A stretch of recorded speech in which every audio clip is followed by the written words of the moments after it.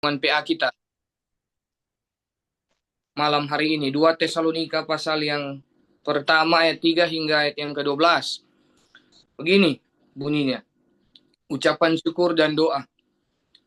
Kami wajib selalu mengucap syukur kepada Allah karena kamu, saudara-saudara. Dan memang patutlah demikian karena imanmu makin bertambah dan kasihmu seorang akan yang lain makin kuat di antara kamu. Sehingga dalam jemaat-jemaat Allah, kami sendiri bermegah tentang kamu karena ketabahanmu dan imanmu dalam segala penganiayaan dan penindasan yang kamu derita. Suatu bukti tentang adilnya penghakiman Allah yang menyatakan bahwa kamu layak menjadi warga kerajaan Allah. Kamu yang sekarang menderita karena kerajaan itu. Sebab memang adil bagi Allah untuk membalaskan penindasan kepada mereka yang menindas kamu. Dan untuk memberikan kelegaan kepada kamu yang ditindas, dan juga kepada kami pada waktu Tuhan Yesus dari dalam sorga menyatakan dirinya bersama-sama dengan malaikat-malaikatnya dalam kuasanya di dalam api yang bernyala-nyala dan mengadakan pembalasan terhadap mereka yang tidak mau mengenal Allah dan tidak mentaati Injil Yesus Tuhan kita. Mereka ini akan menjalani hukuman kebinasaan selama-lamanya, dijauhkan dari hadirat Tuhan dan dari kemuliaan kekuatannya apabila ia datang pada hari itu untuk dimuliakan di antara orang-orang kudusnya dan untuk dikagumi oleh semua orang yang percaya sebab kesaksian yang kami bawa kepadamu telah kamu percayai. Karena itu, kami senantiasa berdoa juga untuk kamu, supaya Allah kita menganggap kamu layak bagi panggilannya dan dengan kekuatannya menyempurnakan kehendakmu untuk berbuat baik dan menyempurnakan segala pekerjaan imanmu. Sehingga nama Yesus Tuhan kita dimuliakan di dalam kamu dan kamu di dalam dia. Menurut kasih karunia Allah kita dan Tuhan Yesus Kristus. Sampai di sana pembacaan Alkitab, teman-teman. Kita langsung saja dalam pembahasan PA kita di malam hari ini, 2 Tesalonika pasal yang pertama ayat 3 hingga ayat ke-12. Pertama, seberapa lama kau orang baking kegiatan PA, orang pemuda Gemim? Minta maaf. So boleh 1 tahun lebih via Zoom? So lebih pendeta. 2 tahun lah, boleh. 3. Oh 3. Nah, ini mengantarkan kita dalam pembacaan 2 Tesalonika. Jadi mau diibaratkan ataupun diilustrasikan bahwa ketika kita belajar Alkitab, bahkan kita merenungkan, bahkan di dalamnya kita ada dalam pengajaran-pengajaran, bertanya di dalam Alkitab apa maksud, apa yang dijelaskan, konteks berbeda-beda, maka itu kalau mau dijelaskan, orang kalau mau bawa oto, ketika ujang dan dia ada kabut, kalau orang pakai wiper, hilang tuh kabut. Orang berjalan bagus ulang. Padahal orang sudah tahu tompe arah tujuan, tong sudah tahu bahwa tetap belok kan cuma kiri kanan. Kalaupun ada tanjakan, kalaupun ada lubang dan lain sebagainya, tetap orang sudah tahu. Tapi kalau ada kabut, ada hujan, kong orang pakai wiper dan lain sebagainya, kalau orang bawa kendaraan ataupun orang bawa motor, kalau orang nggak pakai helm, maka itu perjalanan akan nggak jadi bagus tuh. Mungkin akan mau terlewati ya, ada mungkin kecelakaan, mau lambat, ataupun mungkin akan terjadi hal-hal yang kita tidak ingin. Sama seperti kitab Tesalonika, surat ini, Paulus kepada jemaat di Tesalonika. Pertama, surat pertama Tesalonika yang pertama ini, sangat begitu besar dengan 2 Tesalonika. Orang lihat bersama, belajar. Mari kenapa kitab Tesalonika ini dituliskan, jangan cuma orang langsung belajar di 2 Tesalonika. Kita belajar orang lihat di dalam Kisah Para Rasul. Orang boleh buka bersama. Sambil pendeta menjelaskan, orang lihat di Kisah Para Rasul pasal 17. Kisah Para Rasul pasal 17. Ini perikop di pasal 1. Keributan di Tesalonika. Jadi Paulus dan Silas mengambil jalan melalui Amfipolis dan Apolonia dan tiba di Tesalonika. Nah, ketika mereka tiba di Tesalonika, ini kan di Tesalonika yang 1 Tesalonika, yang pertama, surat pertama. Ketika mereka tiba, di situ mulai mengajar di rumah ibadat itu. 3 hari Sabat berturut-turut ia membicarakan dengan mereka bagian-bagian dari kitab suci. Pastinya ketika dalam dia menjelaskan, orang baca juga habis itu dari ayat 1 hingga ayat yang ke-9 dan seterusnya. Ini pelayanan Paulus, Silas, bahkan Timotius. Pasti ada pro dan kontra. Beda ketika dia di Tesalonika, bahkan nantinya dia di Berea. Kalau di Tesalonika, kenapa sampai ada ini 2 Tesalonika? Karena surat yang pertama, dia mengajarkan ketetapan-ketetapan, hari datangnya Tuhan atau parusia, bahkan bagaimana harus mengasihi, bahkan harus bagaimana ada saling menolong. Karena konteks jemaat di Tesalonika, kalau orang tarik ke belakang di Kisah Para Rasul, Kisah Para Rasul pasal 11, terjadi kelaparan di masa pemerintahan Kaisar Claudius. Ini kan kalau Kaisar Claudius dari 41 sampai 54 Masehi. Kalau Kaisar Nero dia 54 sampai 68. Jadi perkiraan ini waktu, maka di 2 Tesalonika mereka menghadapkan bagaimana penderitaan baik di zaman era Claudius, bahkan ini jemaat mula-mula, dorang rasa penderitaan luar biasa juga di Nero. Maka kan terkenal sekali itu sejarah orang Kristen menjadi obor toh, di Taman Nero. Nah, kita menjadi obor, bukan berarti dibakar untuk akhirnya habis, tetapi untuk menerangi. Itu sebentar kita akan bahas bersama aplikasinya. Tapi kita lanjut. Jadi kenapa 2 Tesalonika ada? Karena untuk menjelaskan kembali, untuk mencerahkan kembali kepada jemaat di Tesalonika bahwa ini kedatangan hari Tuhan seperti apa. Baru itu kebersamaan di tengah masa kelaparan harus bersama-sama mereka bergandengan tangan. Sebelum ada pengajaran sesat, orang boleh melihat di Kisah Para Rasul pasal 11 ayat 28. Orang buka lagi di situ. Mari kita buka. Kisah Para Rasul pasal 11. Tunggu. Kisah Para Rasul pasal 11. Nah, kenapa ambil di Kisah Para Rasul lagi pasal 11? Karena di dalam pelayanan, ini di jemaat, bahkan di Romawi, ini semuanya termasuk di Tesalonika, disampaikan di situ, ayat 27. Pada waktu itu datanglah beberapa nabi dari Yerusalem ke Antioquia. Seorang dari mereka yang bernama Agabus bangkit dan oleh kuasa roh, ia mengatakan bahwa seluruh dunia akan ditimpa bahaya kelaparan yang besar. Hal itu terjadi juga pada zaman Claudius. Nah, terjadilah itu. Terjadi itu masa kelaparan, maka Paulus tergugah hatinya. Dia bermegah bukan berarti disombong. Tapi karena Allah yang memilih, menetapkan, bahkan jemaat yang menghidupi buah roh itu, mereka semangat. Pertama, masa kelaparan, orang boleh saling menopang. Itu pertama. Kedua, di masa 2 raja ini, baik Kaisar Claudius, di Claudius dulu, ataupun sesudah di Claudius ada Nero, orang mendapatkan penindasan, bahkan bukan saja keluarga yang terancam, tapi nyawa mereka. Bahkan kalau mau dijelaskan, ketika mendapatkan penganiayaan, timbul pengajaran sesat. Ini gnostis. Gnostik timbul di dalam kehidupan mereka yang mengajarkan ini masa parusia, datang. Dan ketika datang, bahwa tubuh itu sudah tidak berarti lagi karena ya Kristus akan membangkitkan, sonda akan menghitung lagi apa yang dibuat oleh tubuh ini. Itu sesat. Orang boleh mulia di dalam pembacaan kita. Kita kembali kepada pembacaan di 2 Tesalonika. Kedurhakaan sebelum kedatangan Tuhan, pasal 2. Di situ dijelaskan.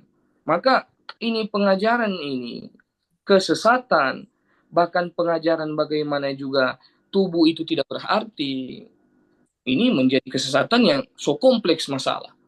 Ini bukan lagi masalah secara langsung maupun tidak langsung yang dihadapi oleh jemaat di Tesalonika. Maka disinilah Paulus bermegah. Paulus, Silas, atau Silvanus, ataupun Timotius bermegah. Karena melihat bagaimana kerjasama, bagaimana pertumbuhan iman yang luar biasa yang ditumbuh kembangkan oleh jemaat. Dan menjadi pokok inti pembahasan dari saya ada 3 kata. Orang boleh mulia di 2 Tesalonika pasal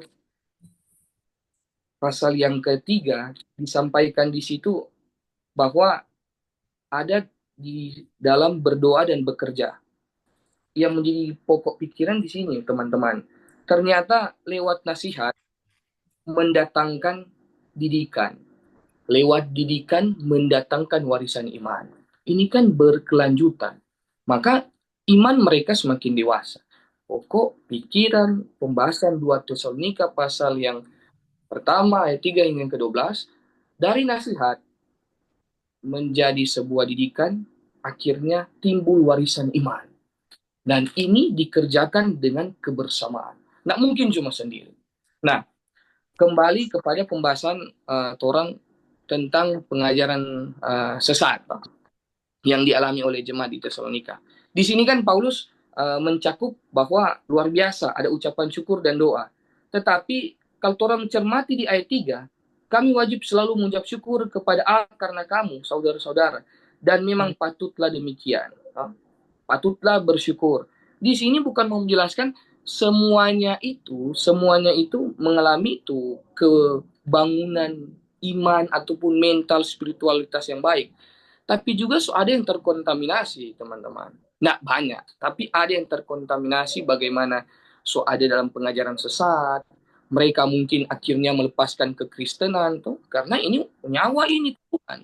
Tapi disinilah Paulus tidak menjustifikasi. Mereka tidak menjustifikasi, tapi merangkul dulu. Ketika merangkul, nanti di pasal 2, merangkul, mendoakan, setelah itu menyatakan kalau benar-benar, kalau salah-salah. Maka mereka bertumbuh terus. Nggak langsung mau to the point, ada yang beberapa ini terjebak dalam pengajaran sesat. Bahkan mengambil keuntungan di masa kelaparan. Bisa saja. Nah, itu yang dijelaskan di ayat yang ketiga. Dan di ayat yang keempat, sehingga dalam jemaat-jemaat Allah kami sendiri bermegah. Itu sudah dibahas kata bermegah. Kalau di ayat yang ke-5, suatu bukti tentang adilnya penghakiman Allah yang menyatakan bahwa kamu layak menjadi warga kerajaan Allah. Kamu yang sekarang menderita karena kerajaan itu. Di ayat yang seterusnya, sebab memang adil bagi Allah. Memang adil bagi Allah. Ini jadi pertanyaan kepada kita, bahkan menjadi pertanyaan yang luar biasa dialami oleh jemaat. Paulus bilang, ini adil untuk Allah. Kalau secara manusiawi adil dari mana itu, teman-teman? Dua orang mendapatkan tuh pertentangan, semakin dihambat, dibunuh, disiksa, dan mengalami masa kelaparan. Ini bahkan pikiran dikuras habis dong cara untuk pikir apakah Tuhan adil. Di sini ucapan syukur dan doa. Ini yang mau dijelaskan. Menjadi pokok perenungan kita kata terima kasih. Kenapa kata terima kasih? Karena Tuhan sudah memberikan itu karunia. Tulus hidup kita, Yesus yang datang di dunia menjadi menderita. Maka itu terima kasih kepada Allah, bentuk syukur kepada Allah. Itu sebuah respon bahwa apapun yang terjadi itu sesuai kehendak. Maka orang terima kasih untuk Tuhan. Bukan balas tapi merespon. Kan ibadah yang sejati bukan berarti mencari berkat lagi, tetapi merespon berkat Allah. Itu yang diajar-ajarkan oleh para rasul pada jemaat. Supaya di dalam penderitaan itu sudah pasti akan mengalami juga kata akhir, mereka yang tidak taat, yang menindas akan juga dibinasakan sesuai waktu Tuhan. Kapan itu? Sesuai waktu Tuhan. Makanya ada warisan iman penting. Apakah mungkin besok pada waktu itu ataupun 100 tahun kemudian, 200 tahun kemudian mereka tetap bertumbuh sampai kepada kita sekarang sebagai jemaat ataupun sebagai pemuda Gemim. Orang kan semakin bertumbuh. Itu waktu mana yang tidak taat, sesuai waktu Tuhan lah yang akan menentukan. Tapi itu pasti. Nah, itu yang menggambarkan di ayat yang ke-6. Ayat 7. Dan untuk memberikan kelegaan kepada kamu yang ditindas. Ini pasti memberikan kelegaan. Disampaikan oleh Paulus. Dan mengadakan pembalasan, sudah dijelaskan, mereka ini akan menjalani hukuman kebinasaan selama-lamanya. Dijauhkan dari hadirat Tuhan dan dari kemuliaan kekuatannya. Jadi, di dalam penulisan 2 Tesalonika ini diyakini kan tahun 48 sampai 41 Masehi. Ini mau menjelaskan ringkasan singkat Paulus bahwa surat ini berupa sebuah uh, penguatan, bahkan juga pengalaman yang mendatangkan kedewasaan iman. Maka kondisi ini yang akan dialami sebagai orang percaya setiap generasi, setiap waktu, kondisi, situasi akan ada tantangan. Tapi semakin dihambat, semakin mari orang berdiskusi itu dulu pengantar, pena, orang berkembangkan dalam percaya. Makasih. Oke, demikian pemaparan dari Pendeta Enrika Unang. Jadi untuk teman-teman tadi telah dipaparkan dari ayat per ayat dengan DP tema dan mengapa, dan juga sudah dijelaskan tadi dalam Alkitab yang akan orang renungkan bersama pada malam hari ini. Sekali lagi mungkin kalau ada yang baru gabung, ini orang udah bahas di 2 Tesalonika 1 ayatnya yang ketiga hingga yang ke-12. Iman makin bertambah dan kasih terhadap orang lain makin kuat. Dan untuk sesi yang pertama dibuka untuk 3 penanya. Dipersilakan untuk teman-teman. Ini mau absen, ini ada Vian, ada Rian, ada Nadia, ada Kanan Asabri, Imelda. Yang paling setia ini ada Divert, ada Karin, ada Brian, ada Patris. Oh, selamat datang pemuda digital. Ini tong platform baru ini. Atau orang PPA boleh muncul-muncul di platform digital ini pena di pemuda digital. Bagaimana dari teman-teman? Mungkin dari saudara Fik Patris Waluko ada? Atau dari Vian, dari Rian, dipersilakan, atau dari Fitki Group. Ini teman-teman, sorry ya kalau tak baca, karena kita mengikuti teman-teman panic name yang ada.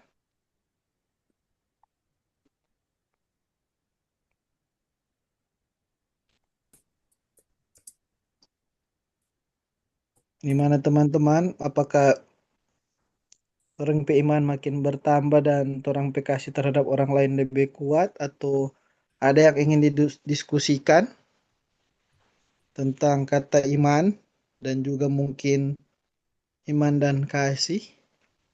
Ada dari teman-teman, boleh dipersilahkan. Atau kalau malu-malu boleh chat di obrolan kalau memang ada yang ingin didiskusikan.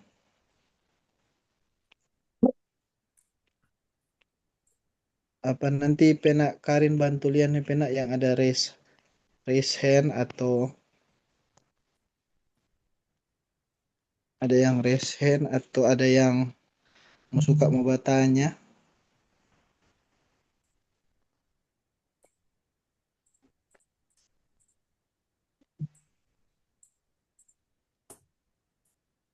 Jadi ada teman-teman, mari kita orang mau diskusi bersama.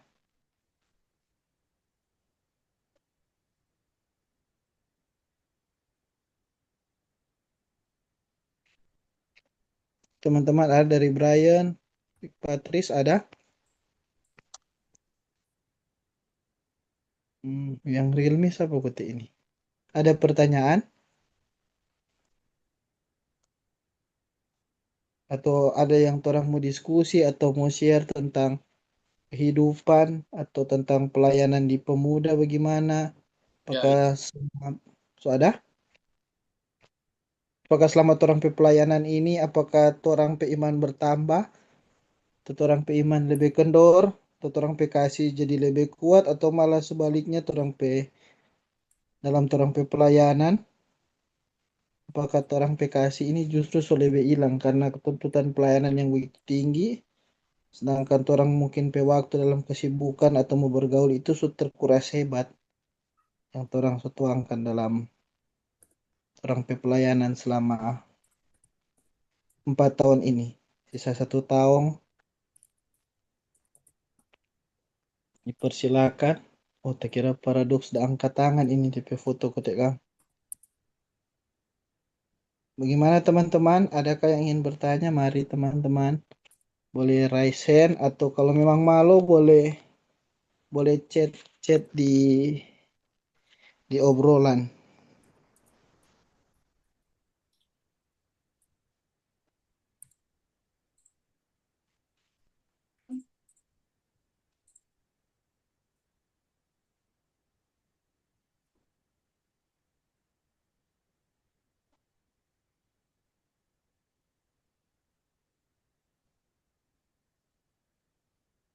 Nah, teman-teman untuk sesi yang pertama ini mungkin belum. Pendeta ada mau tambah pengantar pendeta sedikit. Belum panas tuh orang ini noh. Oh, di teman-teman bahkan ada kita lihat pendeta angkatan ini Bro Patris ini. Iya, mungkin masih belum tak claps tuh pendeta. Kalau Oto kan mesti. Belum Atau pendeta ada mau tambah pemaparan sedikit boleh pendeta. jadi teman-teman dalam pembacaan kita di 2 Tesalonika pasal yang pertama ayat yang ketiga hingga ayat yang ke-12 ini juga ada kata-kata yang sangat baik ataupun bisa kita renungkan bahkan boleh menjadi pertanyaan kita di pertanyaan dalam diskusi PA. Begini, pengenalan yang kaya tentang iman ataupun firman itu akan mendatangkan kerendahan hati yang mutlak. Pengenalan yang kaya tentang firman bahkan iman kita akan mendatangkan kerendahan hati yang mutlak. Tapi bukan kerendahan hati kita berdiam diri.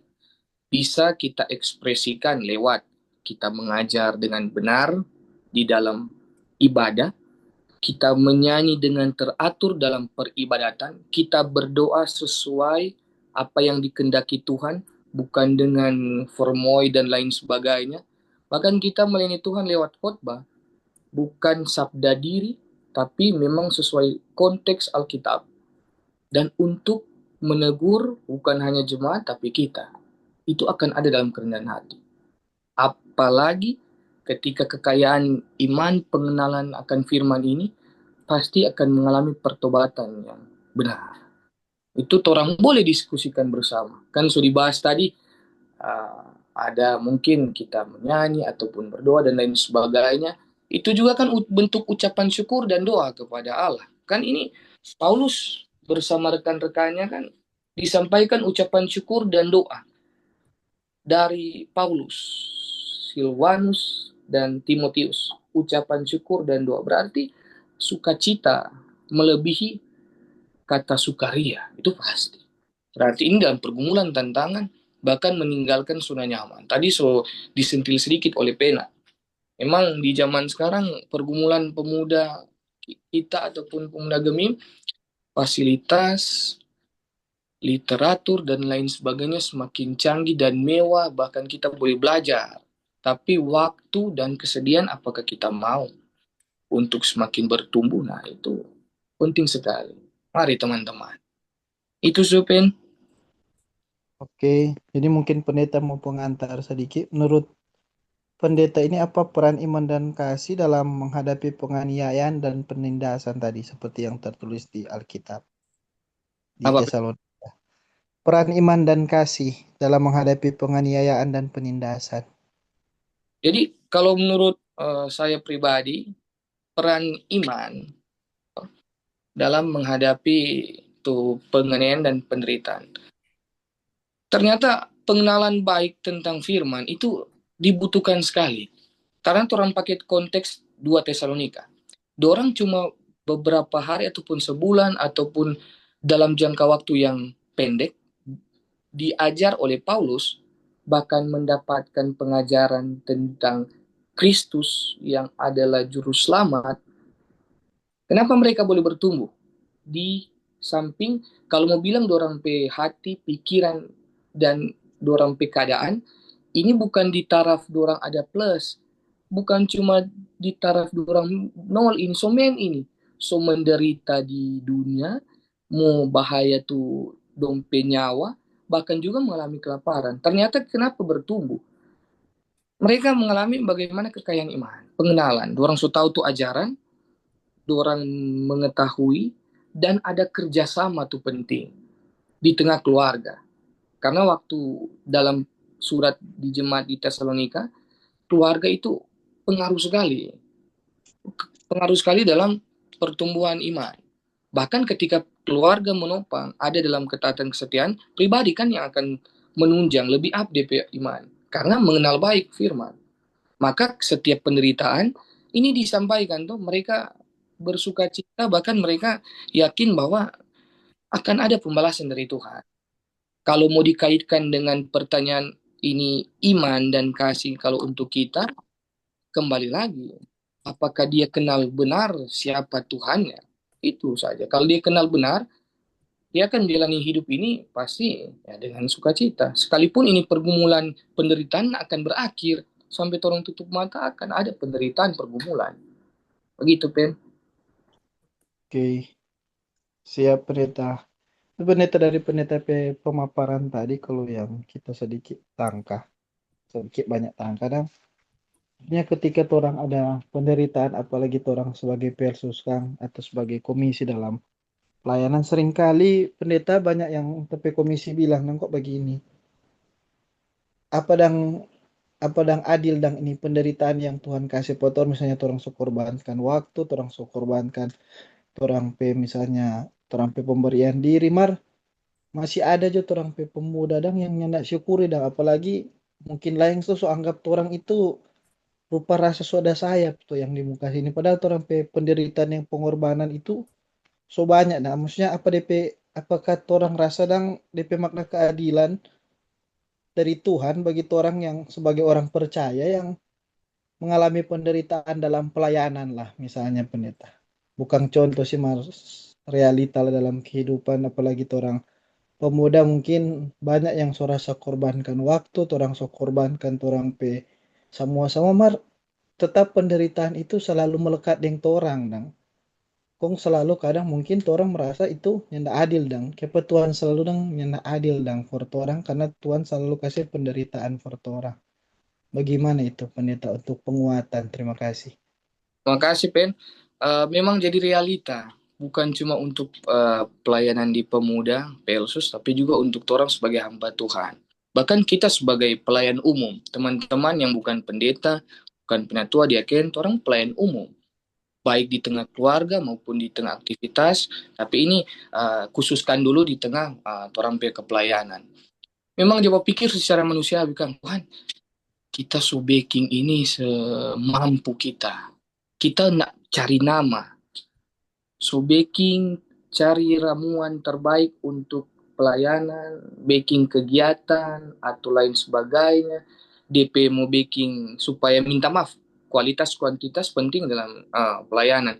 Baking banyak, mau panggil, so chatting, so musuk bangka tepi tangan, dan panggil. Tapi uh, kenapa tetap ada?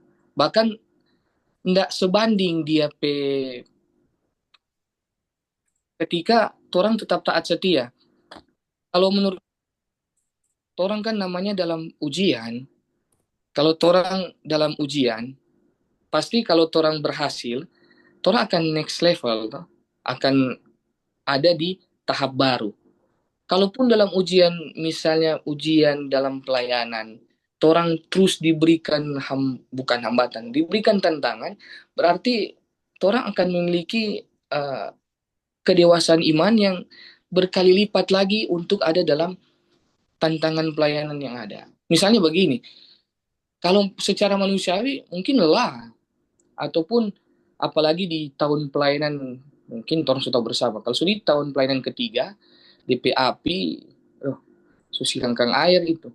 Mau bangunkan kembali biar ada kegiatan banyak, akhirnya jadi pedang bermata dua. Toh? Misalnya tong bikin kegiatan banyak. Ada yang kritis bilang, pena, kegiatan banyak lain sebagainya, apa yang utama dan so nak merangkul kurang pilih-pilih kasih di dalam minta maaf kegiatan gerejawi, mana ada yang mau merangkul? Padahal orang memodifikasi dengan baik supaya untuk pelayanan mau berjalan bagus, tapi terasa kalau orang tetap taat, Bahkan yang menopang, kalaupun tidak keluarga, doa yang menopang kita jadi kuat. Karena doa, minta maaf, bukan menyelesaikan masalah, tapi doa membuat kita kuat menghadapi persoalan.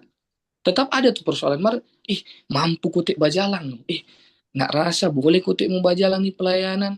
Ada lagi DP step selanjutnya, tuh DP intisari dalam pelayanan seperti apa, itu kan jadi bahaya lagi.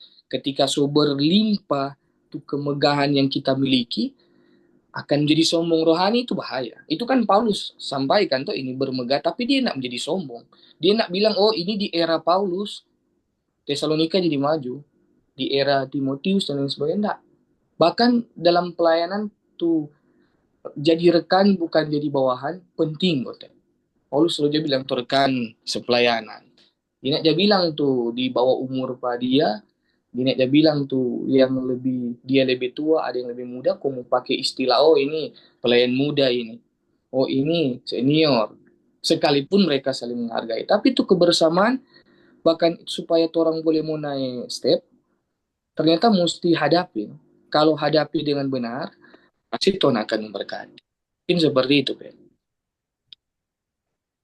Oke, siap, Pendeta. Teman-teman masih ada ini yang mau bertanya. Kalau ada boleh langsung resen, mungkin sedikit diskusi dengan Pendeta. Tadi Pendeta singgung untuk soal kesombongan rohani. Ini Pendeta kebanyakan waktu PA lalu, kita dapati itu ada orang yang membuat pernyataan bahwa kesombongan kesombongan rohani dengan DP kesombongan iman itu dia anggap kata sama. Karena di saat dia kesombongan rohani, dia rasa DP iman percaya itu terlalu kuat, Pendeta. Maksudnya dia tetap percaya bahwa DP pelayan ini akan baik-baik saja. Sedangkan DP pikiran itu banyak orang yang ternyata judge pada dia bilang kata itu DP kesombongan rohani. Padahal dia pikir, dari diskusi dengan seorang hamba Tuhan, dia pikir dia sudah bikin DP pelayanan dang itu baik dang for dia. Ternyata banyak yang berpikir bahwa itu DP kesombongan, ternyata kesombongan rohani, Pendeta.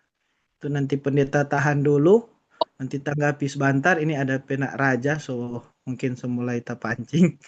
Penak Raja dipersilakan. Baik, terima kasih, Pena. Selamat malam, Shalom. Halo, Pena. Ya, Bu Pendeta, terima kasih buat kesempatan yang diberikan. Ya, mungkin mau baru gabung 30 menit sekali ini. Kita mau tanya yang ayat 11 gitu, Pak Pendeta. Karena Ya, itu kami biasa berdoa juga untuk kamu, supaya kita menganggap kamu layak bagi panggilannya, dan dengan kekuatannya menyempurnakan kehendakmu untuk berbuat baik dan menyempurnakan segala pekerjaan baru yang kalimat supaya Allah kita menganggap kamu layak bagi panggilannya. Itu maksudnya apa ya? Apakah orang sebenarnya memang tidak layak atau yang bagaimana ya? Yang kurang paham. Terima kasih. makasih. Nah,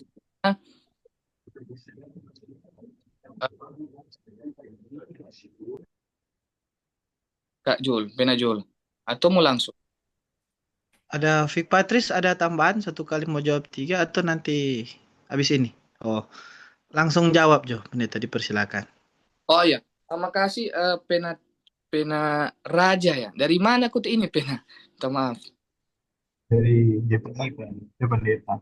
Ah ya. Pendeta JPI, Mampang 3. Oh, Mapangan 3. Makasih untuk pertanyaan. Jadi di ayat 11, karena itu kami senantiasa berdoa juga untuk kamu supaya Allah kita menganggap kamu layak bagi panggilannya dan dengan kekuatannya menyempurnakan kehendakmu untuk berbuat baik dan menyempurnakan segala pekerjaan imanmu. Jadi mau berbicara layak dan tidak layak, orang memang tidak layak kan, Pena? Karena cuma kasih karunia kita mendapatkan untuk keselamatan. Tapi berbicara 2 Tesalonika ini, mereka kan sementara mengalami bagaimana tantangan begitu hebat. Nah, Paulus takut ketika dalam mengalami tantangan, penindasan, pembunuhan, mereka menjadi kabur untuk iman. Takutnya kabur dan akhirnya meninggalkan kekristenan. Maka bagaimana menjadi layak? minta Tuhan untuk menyertai segala pergumulan yang ada. Itu dijelaskan di ayat yang ke-10. Apabila ia datang pada hari itu untuk dimuliakan di antara orang-orang kudusnya, dan untuk dikagumi oleh semua orang yang percaya, sebab kesaksian yang kami bawa kepadamu telah kamu percaya. Jadi sebelum Tuhan datang kembali, kita sementara membekali tompe bakul ini istilah dengan ketaatan. Karena orang memang nak layak, orang terus menyenangkan Tuhan, toh. Orang terus setiap hari Minggu orang datang di ibadah karena orang memang lemah. Orang kan datang di gereja di rumahnya, orang lemah, mau cari kekuatan. Apalagi itu ketidaklayakan kita. Sekalipun kita telah diselamatkan, kita terus menghidupi iman itu. Makanya disampaikan, nanti ketika Tuhan datang, ada dalam ketaatan. Apakah dia masih hidup ataupun mati, itu kan dipertanggungjawabkan. Maka kelayakan itu yang akan Tuhan lihat. Oh, dia berkenan sampai kepada kesudahan, sampai dia tutup mata. Jangan nanti pas di persimpangan semua DP akhir hidup, karena semua bilang pilih Kristus atau mau sembah kaisar misalnya, ataupun meninggalkan kekristenan. Maka akhirnya kan mereka sampai dibakar hidup-hidup, itu menandakan mereka minta Tuhan menyertai, sekalipun akhirnya dibunuh, maka mereka layak disebut sebagai pengikut Kristus yang setia. Boleh begitu, Pak? Baik, Pak Penis. Jadi layaknya menurut Allah itu saat orang setia dan tidak takut atau meninggalkan panggilan itu ya. Terima kasih.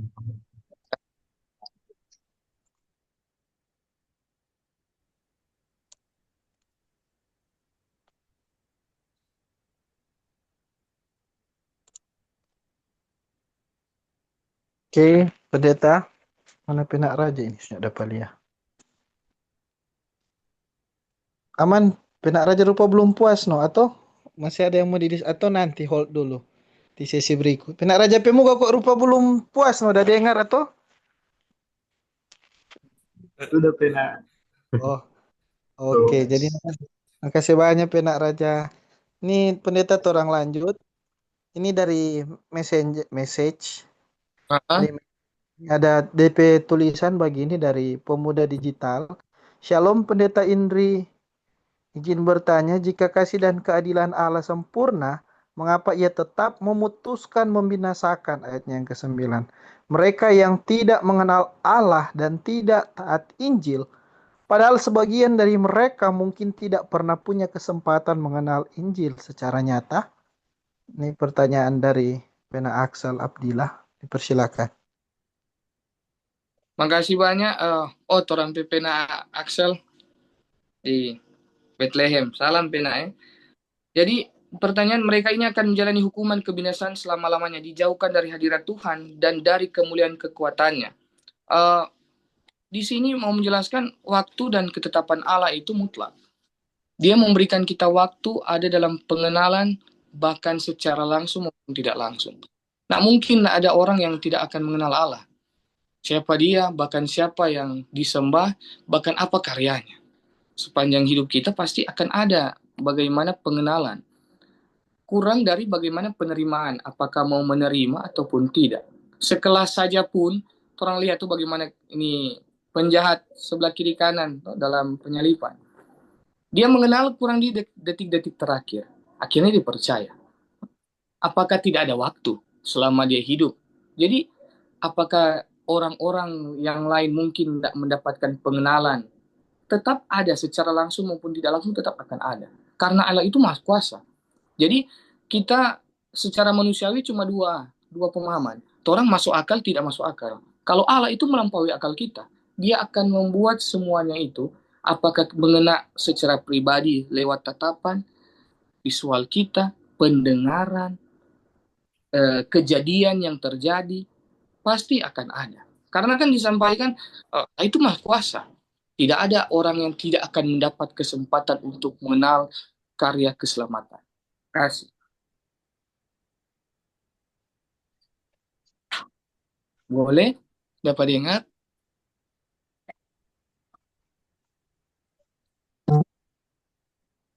Yes. Ada. Oh, ada. Boleh Pena Axel? Tapi pena kok dulu ini di TTM. Ya, pemuda digital kata DP nama aku teh. Pendeta. Ya, bagus tuh pertanyaan pena. Jadi tuh pengenalan tentang bagaimana kuasa Allah memang harus disingkapi dengan bijak, dengan hikmat.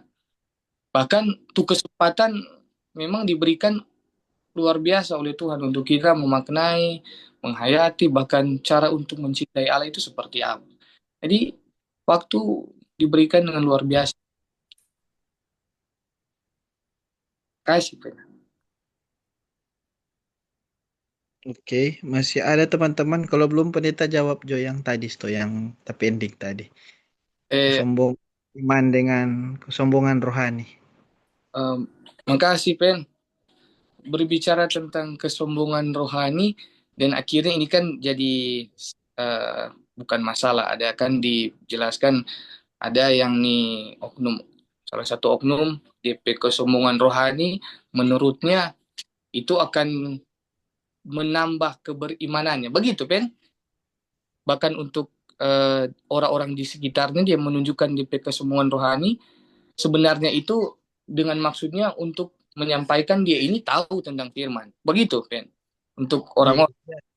dia rasa dia percaya sekali DP pelayanan itu dengan dia percaya selalu tetap positive thinking dah. Ah, Apapun yang dia bikin mar, ternyata yang orang lain nilai pada dia ternyata dia orang bilang sombong rohani. Padahal menurut dia DP iman itu yang bikin dia mengaku dia sombong iman. Katakannya dia selalu percaya dan selalu berpikir positif. Orang itu mungkin komen pada yang negatif, menurut dia itu adalah kritik yang membangun. Stay positif dan DP istilah. Nah, kalau untuk pribadi, ketika orang melakukan pelayanan, kalau ndak aja introspeksi diri, orang ndak aja berkaca secara langsung dan dampak kepada teman-teman ataupun jemaat dan akhirnya mungkin itu boleh dikatakan jadi keangkuhan, ya itu memang jadi sombong. Itu untuk bukan Tuhan yang jadi di atas, tapi dia tuh di muka. Tuhan jadi di belakang. Itu sama dengan misalnya analogi begini, Pen. Minta maaf. Tora iko lomba. Jangan tora iko lomba. Iko lomba inisial misalnya orang kegiatan gerejawi misalnya. Kalau memang utama pelayanan, number one pelayanan, hasil nomor kesekian, oh itu jago. Mar kalau DP utama untuk menampilkan tuh talenta, padahal Tuhan cuma ada setitip itu ya. Bahkan untuk sebenarnya untuk menggugah hati, mar akhirnya cuma backing supaya dia menjadi paling utama, itu tidak berkenan. Itu jadi polemik. Banyak terjadi itu. Bagus sekali nih pertanyaan. Bahkan kami sebagai hamba-hamba Tuhan, toh, apakah kami berkhotbah untuk menunjukkan kehebatan? Ataupun kami melakukan pelayanan untuk supaya banyak viewers? Ataupun supaya mau jadi banyak dikenal? Itu jadi persoalan itu. Tapi kalau soal ada tanggapan, oh ini cuma untuk menyombongkan bahkan dia sudah sesuai, itu kan nggak bagus dalam pelayanan. So tinggi hati itu, sudah ada dalam kerendahan hati. Dan ya ada kebersamaan. Orang-orang seperti itu sebenarnya orang ada dalam kebersamaan untuk merangkul bahkan buat supaya ada dalam kebenaran, jangan sampai menjauhkan dia. Karena orang-orang juga seperti itu akan ada dalam pelayanan ya bagus. Ada yang merangkul, ada yang tetap bersama, ada yang di belakang layar. Ada kan orang-orang seperti itu. Ada dia memang jago di belakang layar, ada yang memang untuk tampil. Tapi ya itulah, memang mesti bergumul terus untuk ada dalam pelayanan. Apakah ini kita menampilkan tapi diri Tuhan atau Tuhan yang jadi utama? Itu jadi permasalahan. Apakah kita ini berdoa ataupun kita menyanyi, kita melayani, kita mengunjungi orang sakit, mau saya tunjung jago atau for Tuhan? Kan bahaya itu. Karena pelayanan bahaya di zaman sekarang, apakah untuk dunia nyata atau untuk dunia maya? Itu bahaya. Itu dunia maya membantu tuh orang yang tidak bisa dijangkau. Tapi kebanyakan sekarang kan ada istilah jangkauan luas. Oke, jangkauan luas. Mar jemaat sendiri dinintau kan udah sakit. Cuma nangis di jauh-jauh, mar di sendiri, di kolom sendiri nintau kalau ada orang sakit. Apakah itu tuh jangkauan luas? Apakah itu tuh bilang memang, oh, memang ini for Tuhan atau for manusia? Seperti itu, Pen. Oke, terima kasih banyak pendeta. Mungkin dari teman-teman lain yang ada, boleh mungkin ada yang ingin di-share dalam pelayanan mungkin, atau mungkin itu ada pelayanan dari komisi yang apalagi ini semua dekat FSPG itu Hai, biasanya aku oh, sebanyak-banyak ini pendeta Jaboko curhat ini kenapa penak tak sewa pelatih sewa semua ini tapi pemudanya ada datang-datang latihan ini sudah 1 bulan atau sama susah dia tiba-tiba dong pe anggota pemuda kawin kaki-kaki bukan komisi ada banyak faktor-faktor X ini yang mungkin banyak yang bilang mungkin ih kita pena tua pena tak berdoa ke apa tapi doa rupa doa gagal ini tuh Tuhan yang tidak dengar dah. Jadi DP iman dia ragukan sendiri mungkin. Itu mungkin bagus. karena atau begini Jo, pendeta mungkin sebagai ketua jemaat nanti kan pendeta pegang jemaat itu. Puji Tuhan, amin. Misalnya pendeta dapat penak pemuda dan yang seperti itu, apakah penak akan terus mendukung program pemuda atau penak suruh dia membenahi diri dulu sebelum dia melanjutkan program-program pemuda yang dia backing. Apalagi yang dia rasa mungkin dia rasa gemim sekali, Mar. Dia pikir dia nyendak terpakai dang di sini dang begitu dang. Kalau pendeta sebagai dang ketua jemaat nanti belum pendeta ini kok kita semua mar tapi pemuda rupanya ndak pakai pak kita ini. Itu bagaimana pendeta? Eh, Makasih, Pen. Mar, ya umur panjang juga dulu kan ini berandai pun. Mar, misalnya neta jemaat juga, dan dihadapi seperti itu ada komisi ataupun penatua pemuda, dia kalau mau bilang berorganisasi nomor satu, berarti dia jago merangkul ini pertama, jago merangkul dan dia fasih berbicara dan lain sebagainya. Tapi itu menjadi bumerangnya, karena so mungkin minta maaf, so ada dalam kesombongan rohani. Apakah ini pertama? Apakah orang mau se apa hukuman? Nah, mungkin toh otomatis itu tuh utama apa tuh bilang pastoral counseling. Orang mengenal. Jadi orang melayani secara konteks kok. Rupa misalnya orang pendeta, amin ke depan. Kita mesti tahu kita rekan sepelayan ini ada masalah apa. Bukan hanya secara kaku. Berarti mesti kenal baik tuh. Ketika kenal baik, orang rangkul bagus, bukan berarti mau memberhentikan di cara, tapi atur di cara supaya menjadi benar. Bukan berarti mau bilang nak mau disalahkan, tetap disalahkan, tapi uh, empat mata. Ketika empat mata ini so bagus, so tuntun orang yang dong bilang nak turun-turun 10 DP pikiran, DP tindakan, dia mau jadi bukan lemah, tapi dia mau pikir, oh iya kan.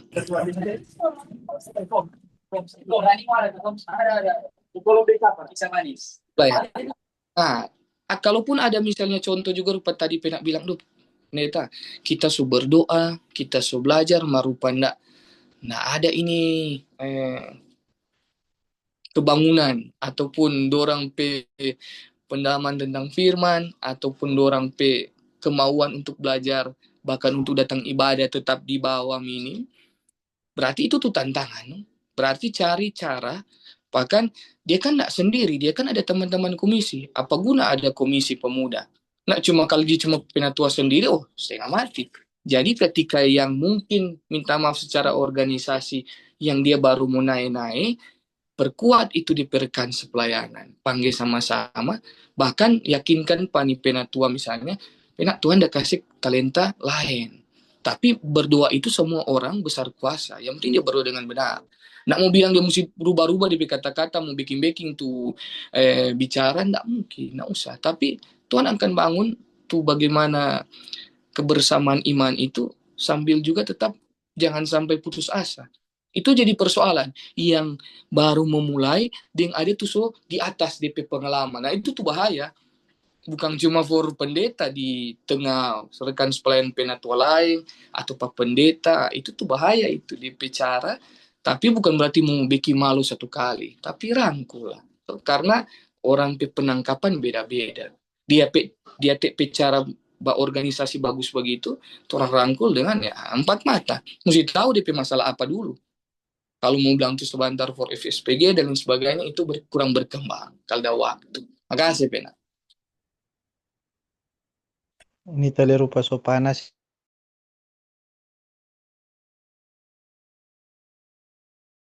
Fian Sujai ini. Oh ya. Ada Fian? Pas ada temu keluar dari mulu kok ini, tak so tahu ini. So lihat dari 3 kali dia on cam. Suara Vijay si kuat. Tes tes. Dapat dengar Pen? Oh iya, Ada. pena ini Oh, ya. Pendeta, terima kasih untuk kesempatan. Mungkin cuma bertanya dengan konteks tuar pembacaan orang di malam hari ini, eh, lebih ke apa ya? Orang sebagai pemuda, dong. Menurut pendeta, bagaimana orang bisa merespon ketidakadilan dan tekanan karena iman? Keadaan sekarang orang dan pendeta, kalau orang melihat dunia ini terus menciptakan hal-hal yang tidak adil. Entah spesifik orang di Indonesia, banyak orang lihat contoh kasus hukum, eh, kepemimpinan dan sebagainya.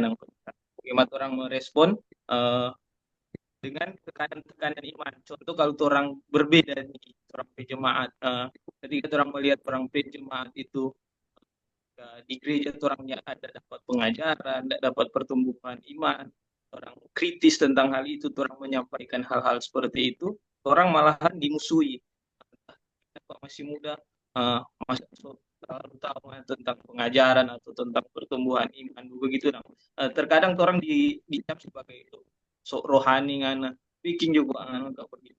Gimana pendeta orang merespon hal-hal itu sesuai dengan orang pembacaan uh, pihak pemuda di malam hari ini. Mungkin itu dari kita pendeta. Ya. Makasih Pena. Boleh langsung Kang? Pena, Kak Jul, boleh Kang? Langsung pendeta. Mantap Pena untuk pertanyaan bahkan realita yang terjadi. Ini ada dua situasi. Pertama lu pendeta mau bilang tentang bagaimana orang sebagai pemuda yang haus akan pengajaran, didikan, karena kalau orang mau lihat di dalam konteks 1 Tesalonika, orang lihat bersama, ini 1 Tesalonika pasal yang ke-5. 1 Tesalonika, orang lihat pasal 5, ayat 12 hingga ayat yang ke-21. Di sini perikop nasihat-nasihat. Orang baca aja sebentar, tapi ini dalam perikop nasihat-nasihat, konteks Paulus, dari sebuah nasihat jadi timbul didikan. Toh? Ini saya bilang dari awal. Dari didikan ada di tahap warisan. Orang sebagai orang muda belum ada dalam pewarisan iman. Minta maaf, secara tidak langsung, orang masih ada dalam didikan dan saling mengajar dan diajar. Kalau misalnya seorang tua, selanjut usia, orang memberikan warisan kepada anak cucu. Hah? Kalau orang di dalam jemaat, misalnya, orang minta maaf, misalnya di jemaat A, orang kurang mendapatkan didikan. Didikan itu berupa pengajaran, pengayoman dalam kegiatan ibadah, di tengah komisi lingkup pemuda mungkin, DP cara untuk melayani pemuda, bahkan pengetahuan tentang firman. Ketika orang tidak dapat dengan benar, apakah salah orang menyuarakannya? Nggak salah itu. Tapi memang akan ada orang-orang yang pikir, karena kok masih muda, sok-sok rohani.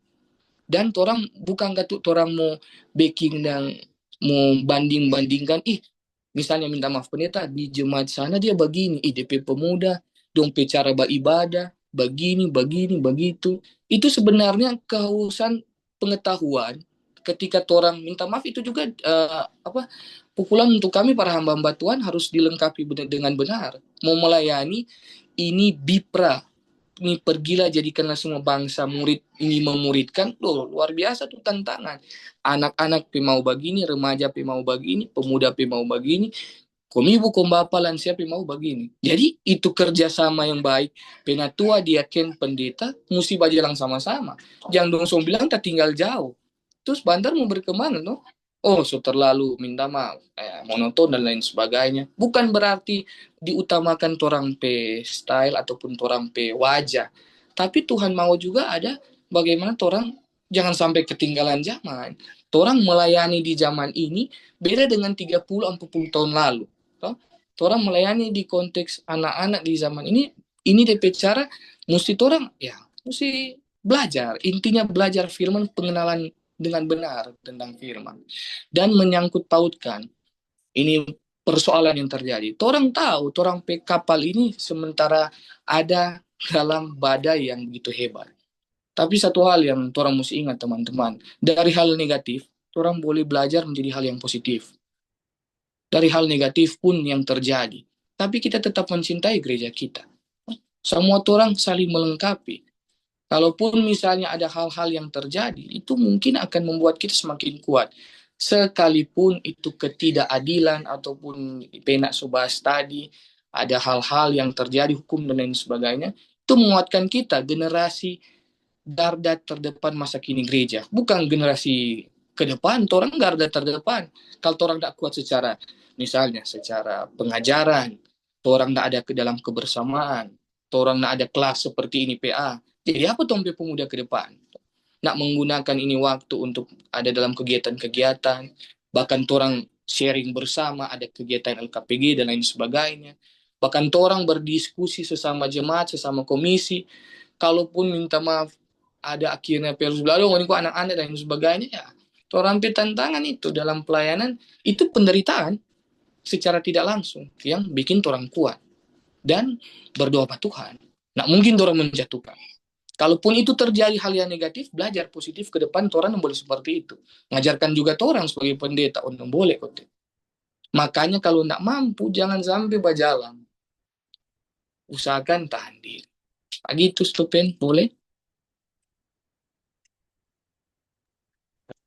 Boleh, Vian? Boleh sekali pendeta. Pendeta mungkin mau lanjut lagi Kang. Mungkin kalau kita tadi pendeta bilang hal-hal negatif, orang juga boleh ambil dia itu jadi positif. Nah, apa pendeta ketika orang merespon hal-hal negatif itu boleh jadi positif? Masih jelas pendeta suara? Soalnya Oh, jaringan kok bisa. iya, ulang kali bang. Iya, bagaimana Pen? Oke, pendeta, jawaban sebelumnya, oke, terima kasih. Dan kita kutip di kata pendeta bilang tadi, yang hal-hal negatif itu orang boleh bikin orang itu jadi hal-hal positif yang orang boleh ambil yang poin. Nah, terkadang orang bersikap seperti itu, pendeta. Hal-hal yang orang lihat itu negatif boleh jadi positif. Apakah orang cuma cukup berdoa? Terkadang ketika orang berdoa tanpa aksi juga, kadang orang lihat itu apa ya, kayak kalau kita kok pernah ada di posisi kita berusaha, pemikiran kita berusaha, kita coba sebisa kita berdoa, kayak dan tidak ada perubahan atau apakah orang cuma menyikapi itu dengan hal begitu pendeta, atau orang cukup berdoa aja biar dang dia hasil DP buah nanti Tuhan. Terkadang tanpa aksi juga hal-hal itu apa yang kita mau lihat, dunia terus menciptakan ketidakadilan, pendeta. Apakah itu membentuk orang beriman semakin kuat, begitu pendeta? Ya. Pendeta, apakah cukup berdoa aja tanpa aksi? Kadang ketika pendeta orang terlalu kritik di gereja, orang berdoa, ada hal juga ketika badan dia kasih orang kesempatan, misalnya yang ada jadi panitia ini, apa yang sudah boleh baking di gereja ini, maka orang ini mau, karena banyak pemuda-pemuda ketika kasih kepercayaan panitia, bastrekel di Jo sesama, misalnya bastrekel di kedua atau bendahara pengaji atau semua aja gitu, dan itu sikap-sikap orang pemuda. Kadang hal-hal itu yang orang pikir. Menurut pendeta bagaimana? Ya. Makasih Pena, menarik sekali. Soal ketika dari hal negatif, orang boleh belajar di positif. Apakah hanya dengan berdoa tanpa aksi? Harus dengan aksi nyata. Misalnya begini, Pen. Kalau sebagai pribadi, kita pendeta. Kalau ada hal-hal negatif yang terjadi di sekitar kita, minta maaf.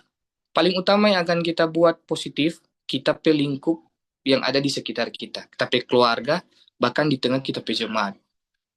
Tanpa minta maaf mau bikin kekacauan. Yang penting kita pe maksud baik. Dua orang mau dengar ataupun enggak, kalau sesuai firman, pertama untuk kita pe diri bahkan tapi keluarga. Misalnya ada hal negatif terjadi, kamu bilang lupa, misalnya tapi istri atau anak, tapi orang tua, itu orang boleh seperti itu. Ada sebuah ketetapan, keyakinan, tindakan yang nyata bahwa itu salah. Nah, itu akan menjalar baik di tengah pelayanan. Ketika orang melakukan itu keadilan, sekalipun mungkin akan ada hal-hal yang akan menghambat dan lain sebagainya karena merubah tuh kebiasaan yang ada, Pak. Itu paling bahaya. Misalnya merubah tuh kebiasaan yang mungkin sudah terbiasa hal-hal yang ya, orang sudah tahu bersama. Ini kan seorang pelayanan di orang yang bisa mau jangkau, usahakan orang yang bisa jangkau. Kalaupun tidak bisa jangkau ya, orang udah tahu itu. Sama dengan tadi Pena Axel bilang, yang penting orang sudah bilang, orang sudah beritahukan ini tuh cara Allah menunjukkan karyanya. Tuh ada keadilan di tengah penderitaan, bahkan tidak memilih-milih kasih, tidak mau mengambil keuntungan di dalam masa kelaparan. Itu bahaya itu. Kalaupun orang tidak bisa untuk kerjasama, tapi ya orang doakan sambil bikin baik yang ada di sekitar kita. Tuhan kok jalia semua itu, Pen. Begitu.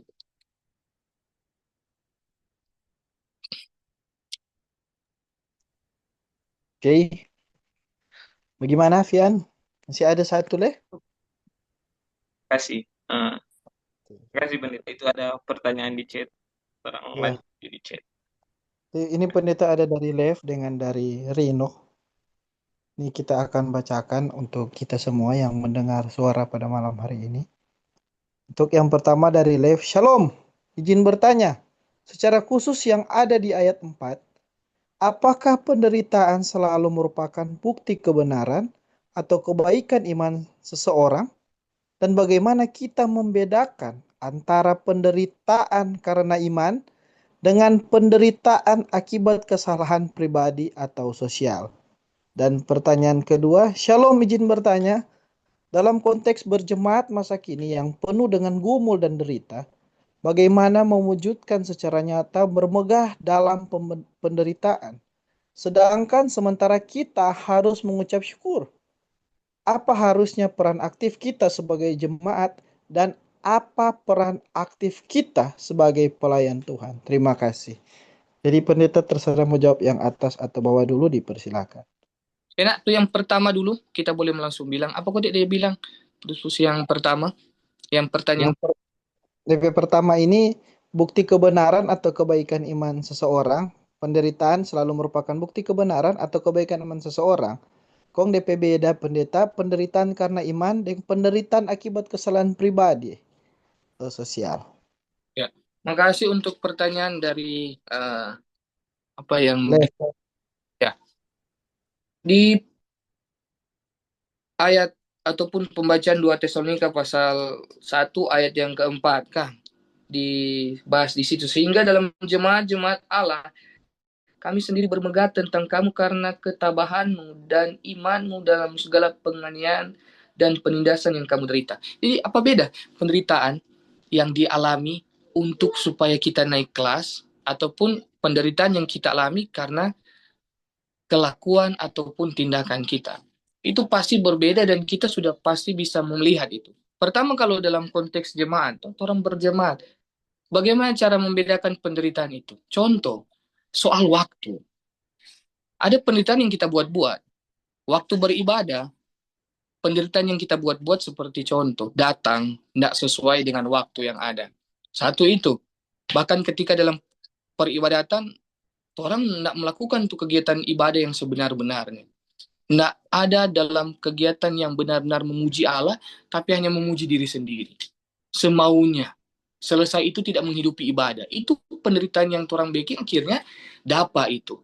Dapat apa? Misalnya ketika orang tidak melakukan itu kegiatan ibadah dengan benar, orang tidak diberikan kekuatan. Datang masalah, mengamuk Pak Tuhan. Oh Tuhan, kenapa baru kelar ibadah ini kita aktif begini, lain sebagainya. Tapi orang tua, tapi ini dan lain sebagainya. Nah, introspeksi diri.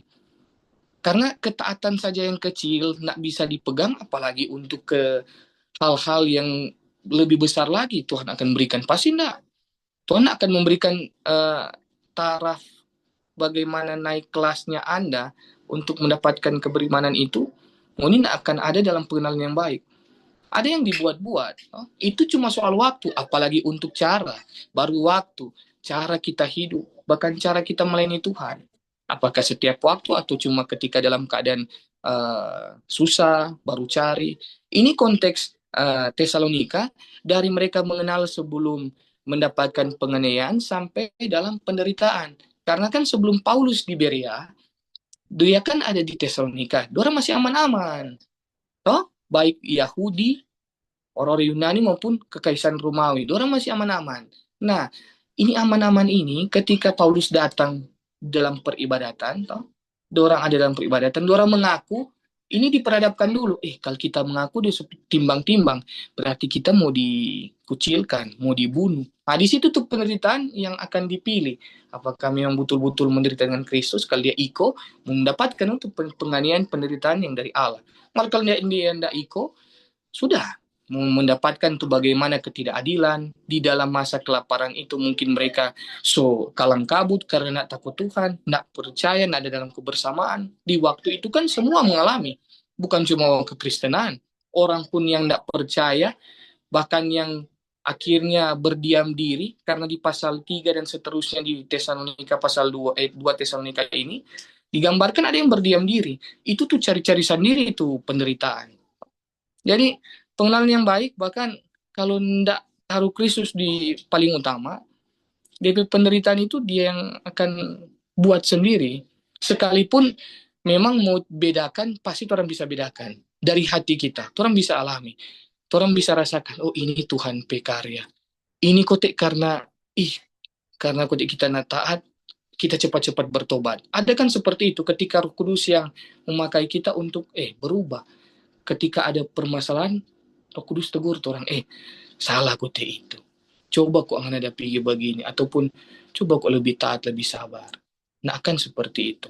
Karena pengenalan yang baik, kalau tidak pengenalan yang baik, ya akan jadi itu. Ini seperti itu. Itu yang pertama. Yang kedua, Pena. Apa kode itu, Pena? Yang level pertanyaan kedua. Iya. Kalau level pertanyaan kedua, iman antara penderitaan karena iman dengan penderitaan akibat kesalahan pribadi. Itu tadi kan sudah disinggung-singgung tadi, sudah dijelaskan, tapi belajar dari 2 Tesalonika, orang kan kembali ke konteks pembacaan kita. Ini kesalahan pribadi, bahkan kesalahan ataupun penderitaan yang kita alami untuk lebih membuat dewasa iman, itu beda pasti. Dan kita bisa melihat itu sama dengan kita sedang tadi. Maka sama dengan pembacaan orang lihat di dalam ayat yang ketiga. Kami wajib selalu mengucap syukur kepada Allah karena kamu saudara-saudara, dan memang patutlah demikian. Ucap syukur berarti kalau ada penderitaan yang kita alami, untuk membuat kita lebih dewasa lagi, keberimanan kita ya harus kita lakukan sepatutnya. Karena memang harus seperti itu. Tapi kalau ada pun penderitaan minta maaf secara manusiawi, kan pasti akan ada terjadi, kita lakukan. Ya kita cepat berbenah diri. Maka orang tindakan secara langsung tidak langsung harus teratur. Secara langsung begini, seperti orang langkah, orang aktivitas. Secara tidak langsung orang pikiran, orang hal untuk memikirkan seseorang, apalagi dalam pelayanan, ini for Tuhan, ataupun memikirkan cara bagaimana, dan sebagainya, itu kita akan alami itu, teman-teman. Makanya penting sekali ketika kita memiliki iman, ataupun ketika kita memiliki pikiran yang sehat, samping itu juga kita tetap yakin bahwa apapun yang terjadi itu memang kehendak Allah. Apapun yang terjadi, itu penderitaan yang kita alami pun, ya kita akan alami sendiri, karena sifat manusiawi itu tetap akan ada. Mungkin menangis ataupun marah dengan sesuatu yang terjadi, bawa jalan di atau motor, baku marah dengan pengendara yang lain, kan orang yang alami sendiri. Ataupun orang dicoba bagus-bagus dah bawa kendaraan, kok orang bikin derita orang yang ndak hati-hati, berarti orang harus ada dalam memaafkan, bahkan mesti bijak, karena akan dialami itu manusia. Mungkin begitu, Pena. Ini pendeta lanjut, ini pendeta yang kedua sebelum Fik Patris, yang dalam konteks berjemaat masa kini penuh dengan gumul derita. Wujud secara nyata bermegah dalam penderitaan, sedangkan sementara kita harus mengucap syukur. Dan bagaimana peran kita sebagai pelayan Tuhan? Terima kasih. Ini kata bermegah berarti ambil dari pembacaan yang Paulus, Silas, Timotius alami dan mereka tunjukkan. Dalam pelayanan, Paulus juga orang tahu bersama. Silas bahkan Timotius, dorang berpindah-pindah. Kalau dalam Kisah Para Rasul, habis dorang ke Berea ke Athena. Nah, dorang dalam pelayanan ini dikejar-kejar bahkan dicari untuk supaya mau mempertanyakan kekristenan ini. Orang kan bahas di dalam pelayanan, bahkan di dalam surat Paulus kepada jemaat di Tesalonika. Dorang tetap bermegah, bukan berarti dorang senang karena tidak ada alasan. Bermegah berarti dong yakin Tuhan akan tetap menyertai sekalipun ada tantangan, ada pergumulan, bahkan ada penolakan. Mungkin mereka juga dicari-cari untuk dibunuh karena menganggap bahwa Yesus adalah Tuhan, bukanlah Yesus adalah raja, bukanlah kaisar dan lain sebagainya. Tapi di sini Paulus juga mengajarkan bagaimana kehidupan yang bermegah dalam Tuhan. Mau menjelaskan kepada kita, mari bermegah bukan berarti hilang tuh penderitaan. Bermegah dengan maksud bahwa Tuhan itu besar. Dia tetap akan ada satu saat, satu waktu akan selesai penderitaan. Maka tetap jalankanlah itu tugas tanggung jawab kepelayanan. Mau dikaitkan di masa kini, penderitaan tetap akan ada. Ini pundak, ini menderita sebagai pengikut Kristus tetap akan ada. Kekristenan orang tetap akan ada, baik secara langsung maupun tidak langsung, apakah keluarga kita, pekerjaan, aktivitas studi, dan lain sebagainya, tetap akan ada itu. Tapi itu pelayanan tetap harus berjalan dengan sepenuh hati, bukan dengan setengah hati, apalagi dengan mencari nama dan lain sebagainya. Itu yang dimau. Dan terjadi itu memang benar bahwa ketika pelayanan diatur dengan baik, pelayanan penuh dengan kasih, tetap akan ada kontra, tetap akan ada penolakan. Yesus saja ditolak, apalagi cuma orang. Yesus saja diludahi, dicemooh, apalagi orang. Maka sikap kita berarti ya mesti ada dalam ungkapan syukur dan minta Tuhan menguatkan lewat doa. Seperti perikop, ucapan syukur dan doa. Nah, boleh dipisahkan itu. Ucapan syukur, tidak berdoa. Nah, ini perikop so bilang, ucapan syukur dan doa. Ternyata dua hal ini ketika disatukan mengalami kekuatan yang luar biasa. Menghadapi persoalan, tantangan pergumulan, pelayanan, kehidupan keluarga, dan lain sebagainya. Kasih pena. Oke, siap. Lanjut ini. Tapi bro, Nah, ini so DP gigi 5 ini pendeta. Oke, dipersilakan Vic Patris.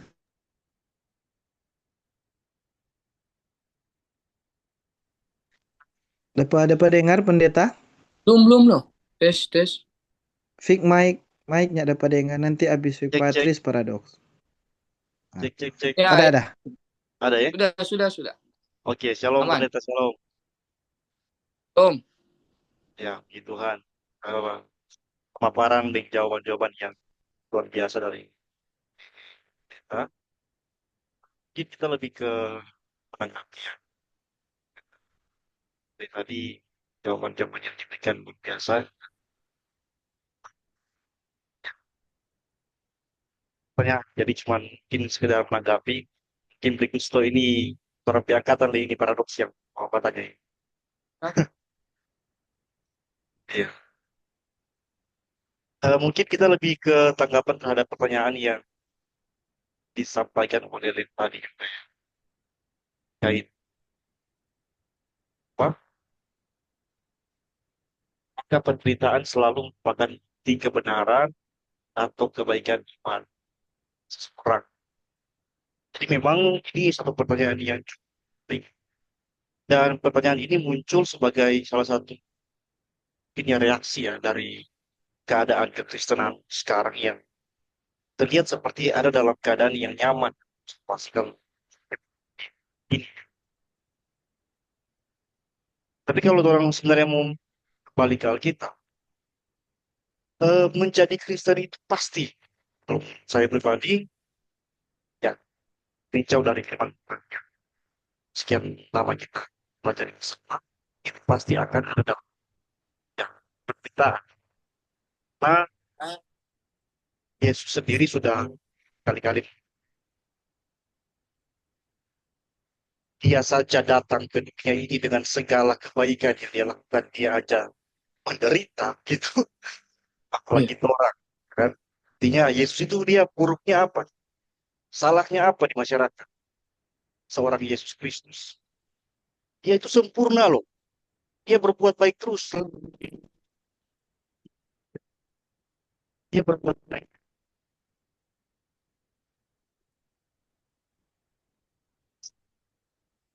Namun tadi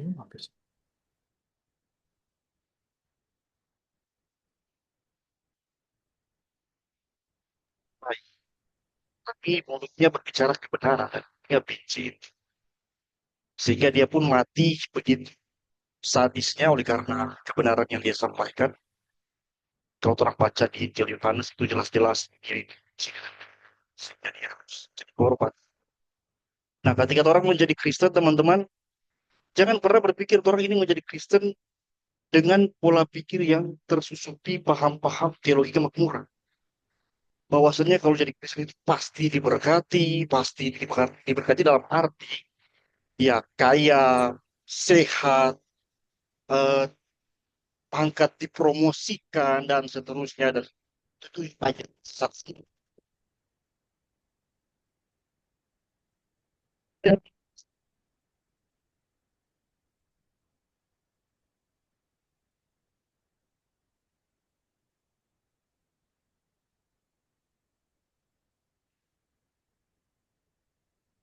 dia membenci Yesus dan para pengikutnya ya dia pasti benci orang sebagai pengikut Yesus. Dimanapun di bidang apapun ketika orang bicara kebenaran, pasti akan ada orang di sana yang benci, yang akan menolak itu bahkan mulai mengecilkan orang, mulai menjadi orang. Bahkan di gereja pun banyak orang benci. Benar,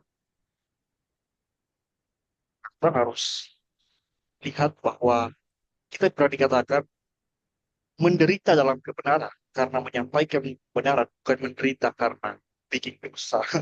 Sama di baru teman sempat perang, ya, tabrak orang karena bawa motor laju, tabrak orang, dia semua menderita sekarang bukan seperti itu tentunya.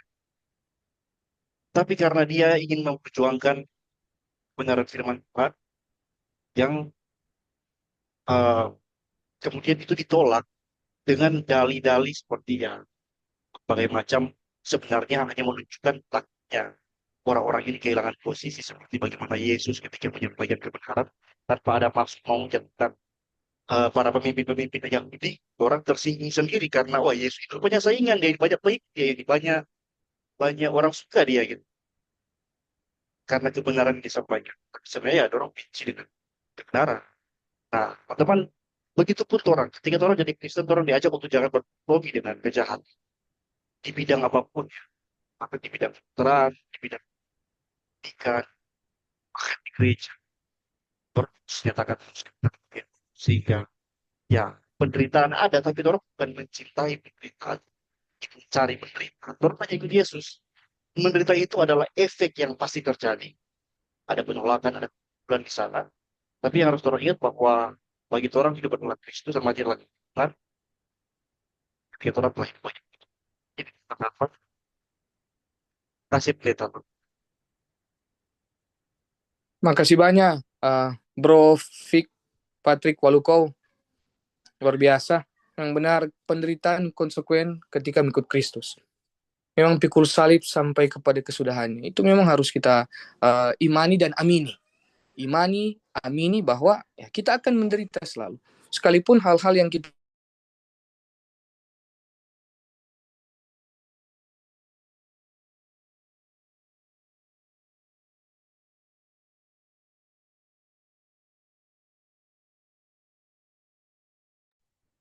orang-orang lain bahkan orang-orang di sekitar kita menganggap cuma cari nama kok dia ini. Oh, apa ini cuma mencari popularitas padahal orang buat itu sebenarnya bukan untuk menyombongkan diri, tapi untuk mengekspresikan bahwa kekristenan kita menentang tuh ajaran yang sesat. Kan pembacaan ini juga Paulus mengajarkan tuh jangan sampai berdiam diri tentang ajaran sesat. Kita menentang, bahkan juga hidup sebagai orang percaya. Sama Bro Patrick bilang, nak mau cari tuh penderitaan, tapi ya efek dari mengikut Kristus, pikul salib. Maka haruslah kita hidup, ya setidaknya kita akan berdampingan terus dengan kata derita. Tapi bukan berarti derita yang orang cari-cari. Makasih. Ini ada paradoks ini. Siapa ini paradoks ini? Hah? Ya, boleh Patris. Oke, Put. Terus Oke. putus Kang. Enak. Biar iya, Mar, biar yang penting terang silaturahminya putus menit. Ah, aman. Oke, lanjut orang di paradoks, dipersilakan. Apa ini Dapat para dengar paradoks atau putus suara? Dapat dengar? dapat Boleh, boleh, boleh. Lanjut, lanjut. Ini dapat dengar ini. apa ini paradoks Kang? Boleh. Nah, memang begitu, nggak perlu nama, itu anonim saja. Oh, sudah tahu. Ya. Ya, pendeta. Ya. Jadi pertanyaan dari Lev dengan Penatuarino tuh menarik sekali sebenarnya. Apakah topik penderitaan itu selalu bukti dari kebenaran atau kebaikan? Yohanes 9 itu ada orang buta dari kecil. Orang tanya nih, DP buta ini untuk orang tuanya atau untuk dia? Apa Yesus bilang? Bukan untuk orang tuanya atau bukan untuk dia, tapi untuk kebenaran Allah. Kuasa Allah itu dinyatakan. Supaya kuasa Allah dinyatakan yang dari kebutaan sejak lahir itu. Itu satu itu. Apakah penderitaan itu selalu merupakan bukti dari kedua hal? Dia bukan atau dua hal itu Nelef. Dia selalu bukti dari kebenaran dan bukti dari kebaikan iman. Begitu dia. Dia enggak bisa dipisah dia harus satu. Baru yang kedua, bagaimana membedakan penderitaan? Yakobus jawab itu Nelef. Yakobus 1. Tidak spesifik tapi uh, Ayub itu bukan karena dirinya, tapi ada rentetan oleh iblis dalam perkenanan Tuhan. Itu dia. Tapi Salomo karena dirinya, itu karena terlalu mencintai istri-istrinya. Jadi ada batasan yang jelas itu antara penderitaan. Makanya Yakobus pakai istilah untuk diri sendiri pencobaan, untuk dari Allah pengujian. Itu nilai soal masalah. Itu kita cuma menambahkan beberapa hal. Baru soal Penatuarino itu menarik sekali itu. Bagaimana Trump bermegang? Sebenarnya Yakobus jawab juga ini. Yakobus jawab. Yakobus 1 ayat 2 itu sama itu. Anggaplah sebagai suatu kebahagiaan apabila kamu jatuh dalam berbagai pencobaan. Sama yang Patrick bilang sebenarnya tidak ada kekristenan mencintai penderitaan, tapi bermegah diri yang bukan dalam penderitaannya. Akibat dari penderitaan itu apa? Menurut Yakobus dan Paulus adalah ketekunan. Orang-orang yang tekun akan menerima pengharapan di dalam Kristus. Jadi tidak akan hilang. Berbeda dengan kelompok-kelompok pre-turbulensi, dispensasional, orang ada kelompok dispensasional yang percaya bahwa penderitaan untuk orang-orang percaya itu tidak ada. Orang percaya itu sudah terangkat, Henok, Elia itu kelompok-kelompok yang percaya itu. Sedangkan yang tertinggal ini orang ini ikut Zoom ini orang-orang yang tidak percaya kepada Tuhan. Jadi ketika Yesus datang di dispensasi kita bisa kalau tetap taat bisa dapat kemegahan itu, glorifikasi itu. Jadi sama yang Patrick bilang betul itu ya, tidak boleh terus cuma bicara soal kasih. Kita kutip nih, ada buku dari Pendeta Dr. Stephen Tong, Waktu dan Hikmat, di halaman 11. Begini dia pikir kutipan mengakhiri ini. Kalau kita tidak memberitakan bahwa Tuhan itu kasih adanya, ini tidak salah. Tetapi kalau kita tidak menyeimbangkan pemberitaan tentang kasih Tuhan dengan murka Tuhan, kita belum menjadi hamba Tuhan yang setia. Jikalau orang-orang datang ke gereja hanya karena tertarik mendengar kasih dan berkat Tuhan, tanpa mengerti bahwa Allah adalah suci dan akan menghakimi dunia, iman mereka tidak akan bertumbuh dengan baik. Ayat halaman 7. Kenapa orang mau menderita, dong? Penderitaan ini sebagai apa sebenarnya di dalam dunia ini? Ini orang so fokus pelayanan, so taat dan setia, tapi tetap masih ada dalam penderitaan. Kita kutip lagi Pendeta Dr. Stephen Tong tulisan di buku yang sama, Waktu dan Hikmat, halaman 7. Tuhan tidak bekerja pada saat kita merasa diri kita hebat dan tidak memerlukan Dia. Sebaliknya, Tuhan sering membiarkan kita berada dalam kesulitan, keterbatasan, dan kepapahan agar kita belajar satu hal. Allah adalah segala-galanya. Allah yang Maha Kuasa sanggup melakukan segala sesuatu dan segala sesuatu yang ada pada kita semata-mata adalah anugerah Tuhan. Jadi itu tapi pikir jawaban dari tambahan dari jawaban-jawaban yang ada untuk pertanyaan dari Lev dengan Penatua Rino. Jadi pada dasarnya memang orang mau menderita di dunia ini. Tidak ada yang tidak percaya dan tidak percaya itu. Orang kan bukan kelompok dispensasional. Orang orang kelompok reform yang percaya bahwa penderitaan itu bagian dari iman. Untuk apa? Bukan untuk supaya kita terlihat baik, tapi supaya Tuhan terlihat maha kuasa. Mungkin itu. Oke, siap. Silakan dilanjutkan, Pendeta. Makasih banyak pendeta yang boleh menambahkan. Ini torang pe seangkatan baik Bro Patris bahkan pendeta SM. Kasih pendeta. Luar biasa segala penambahan ataupun jawaban-jawaban dari teman-teman ataupun pertanyaan-pertanyaan semuanya. Mungkin ini semua di closing statement, Kang Penajul. Atau? Ya, Masih? Fik Patrick, Kang. Sudah tidak ada yang pertanyaan sekaligus orang semua closing statement. Dipersilakan. Ya. Karena Jadi, so 18 pertanyaan dari tadi, Pendeta. Waduh. Dan Tuhan ini muliakan. Jadi, makasih semua teman-teman. Bahkan tadi baik Bro Patris, bahkan Pendeta Starmon, bahkan orang semua, Penajul, bahkan penanya-penanya. Memang orang benar bukanlah yang memiliki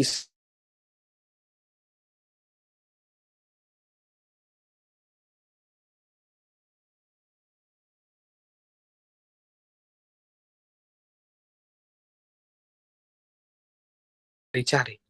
Itu menjadi darah daging, bahkan menjadi hidup kita sebagai orang percaya akan berdampingan terus dengan bagaimana penderitaannya akan membawakan keuntungan. Orang pasti naik kelas ketika orang tahan uji. Tak mungkin setiap ujian akan naik kelas. Tetap orang akan naik kelas. Tapi ketika kita naik kelas bukan berarti akhirnya menyombongkan diri. Tapi kita bermegah karena Tuhan begitu besar.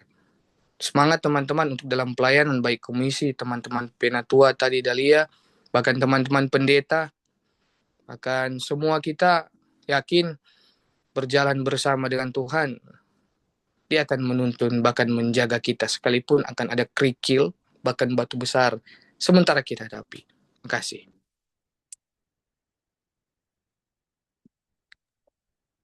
Oke, jadi satu kali berdoa aja Pendeta tutup, boleh?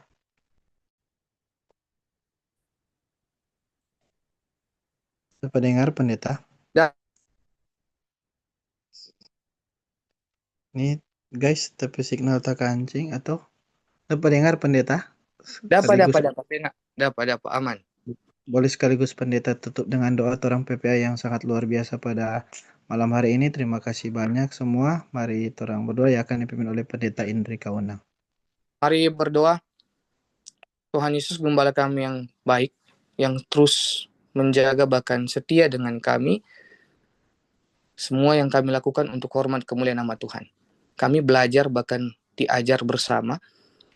Ini membuktikan bahwa kecintaan kami kepada Engkau karena Engkau telah mencintai kami terlebih dahulu. Berikan kami kekuatan menghadapi setiap pergumulan tantangan hidup, bukan hanya di tengah pelayanan, keluarga kami, pekerjaan kami, bahkan apapun yang kami hadapi, kami yakin doa bukan hanya menyelesaikan masalah, tapi membuat kami kuat untuk menghadapi persoalan. Ajar kami untuk tahu bahwa Kau sendiri menderita untuk kami, maka meresponi berkat Tuhan yang begitu indah, kasih karunia ini, kami akan mengerjakan semuanya buah dari iman ini dengan sebaik-baik mungkin. Kami saling mendoakan, menguatkan, bahkan kami terus ada dalam kebersamaan, kerjasama yang baik, mendatangkan pelayanan yang baik pula. Jaga lindungi kami di malam ini, kami akan beristirahat tidur. Ketika Tuhan percayakan mungkin ada hari esok, Tuhan yang akan menuntun semua aktivitas kami. Dalam nama Allah Bapa, Anak, dan Roh Kudus. Amin. Amin. Dan boleh Vian ada buka apa mau capture? Oh iya, begini juga.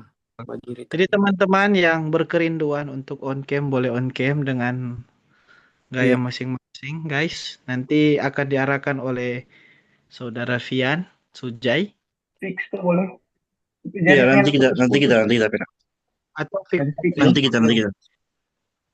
Jadi boleh lihat tuh Oke. muka-muka yang dari Baik. tadi tuh Iyo, mana mengikuti muka? pesan. Oke teman-teman, boleh Jadi open cam semua. On cam semua. Orang mau dokumentasi ya.